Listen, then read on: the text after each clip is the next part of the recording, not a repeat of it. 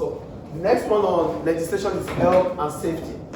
For health and safety, we're talking about dangers that might occur at workplace. So it is without government legislation, employers might ignore the dangers that may be faced by employees. Without government legislation, employers might ignore the danger that may be faced by employees. So here I wrote, because of dangers employees might face at workplace, government ensure that health and safety laws are passed because of the dangers that we might face at workplace. So government has ensured we have law passed on health and safety. Employers must, one, provide adequate safety equipment at workplace. So whatever equipment that is needed to protect life of employees, it has to be provided at workplace. Two, must provide space for employees to carry out their job function. We must have space. Not like every now and then we have to bump into each other. There must be space for employees to work. That is also important.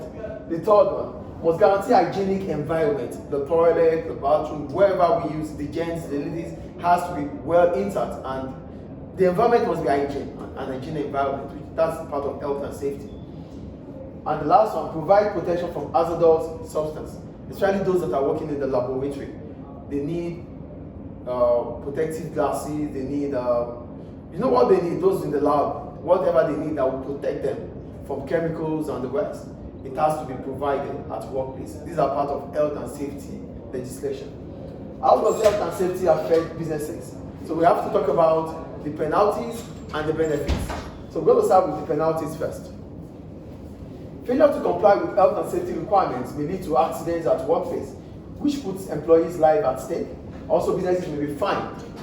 With penalties, when we talk about health and safety for penalties, if businesses do not comply with health and safety legislation, it simply means they won't be able to provide all what we have talked about here, and that could put the life of employees at risk. Aside that, without complying with health and safety legislation, businesses might be fined by government. That's financial penalty. That's the negative side, which is the same as penalties. Then we have the positive note, benefits.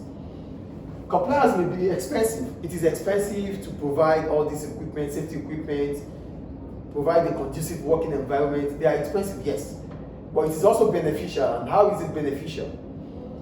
It brings some considerable benefits, such as one, improving the image of the company. Because this company provides or is in line with health and safety laws, it means the reputation of the business will go higher. It will improve the reputation of the business. That's the point there, which is also important because it's part of the goodwill of the business. Though they are we call them non-tangible assets, but they are very important when you are ranking or when you have to put a position into a business. So, it also brings about attracting and retaining employees. With health and safety requirements are provided at workplace, it means workers will be retained. Workers will be willing to work with that organization and it can also attract them. So with health and safety requirements being provided by employers, it simply means you'll be able to keep your employees. And being able to keep them means they will stay with you for as long as possible. And that also increases their experience and productivity. And aside that, it becomes attractive for potential employees. Oh, that company is a good company. It provides health and safety equipment. So it could be attractive to potential employees.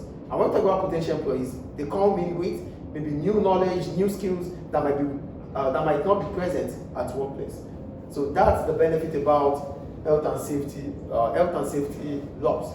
So the negative is about how expensive it is, how it puts the life of employees into danger, and the penalty is what financial punishment from government. So the next thing we need to talk about in legislation is intellectual property.